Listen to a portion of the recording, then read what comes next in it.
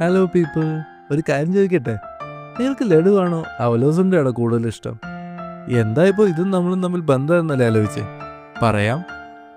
നമ്മൾ നമ്മുടെ ജീവിതത്തിൽ ഈ പലഹാരങ്ങൾ വിധിച്ചു കൊടുക്കുന്ന പോലെ തന്നെയാണ് ചില സമയങ്ങളിൽ സ്നേഹം പങ്കിടുന്നത്.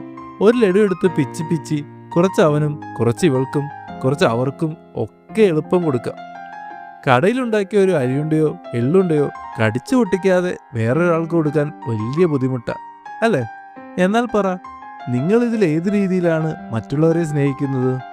നിങ്ങൾ ആ ലഡു പോലെ ആയിരുന്നെങ്കിൽ കൂടെയുള്ള എല്ലാവർക്കും ഒരു ഭാഗം വീതിച്ചു നൽകി സ്വയം കുറഞ്ഞു പോകുന്നവരാകും. ആ മധുരം കഴിയുന്നതോടെ ആളുകൾ നിങ്ങളെയും മറന്ന് വെള്ളം പോലെ മറ്റെന്തെങ്കിലും തേടിപ്പോകും. പക്ഷേ നിങ്ങൾക്ക് പറയാൻ കുറേ ആളുകളെ ഇങ്ങനെ സ്നേഹിക്കാൻ കഴിഞ്ഞു എന്ന ഒരു കഥ ബാക്കിയുണ്ടാകും. നിങ്ങളുടെ സ്നേഹം ചിലപ്പോൾ ആ അരിയുണ്ട പോലെയാകാം.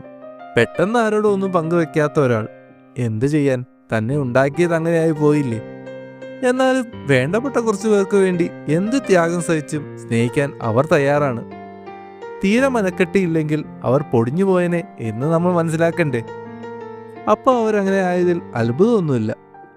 ലഡുവിൻ്റെ അത്ര മധുരമില്ലെങ്കിലും ഇയാളെയും എനിക്ക് ഒത്തിരി ഇഷ്ടം. ഈ രണ്ട് സ്വഭാവങ്ങളുള്ള രണ്ടുപേരെ എന്തായാലും നിങ്ങൾക്കറിയാം.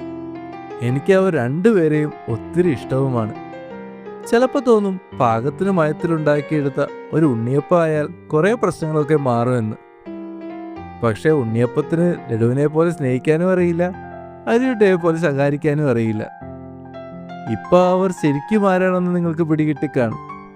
അപ്പോൾ ശരി, മുമ്പും പറയാറുള്ള പോലെ ഇനിയും കേൾക്കാം.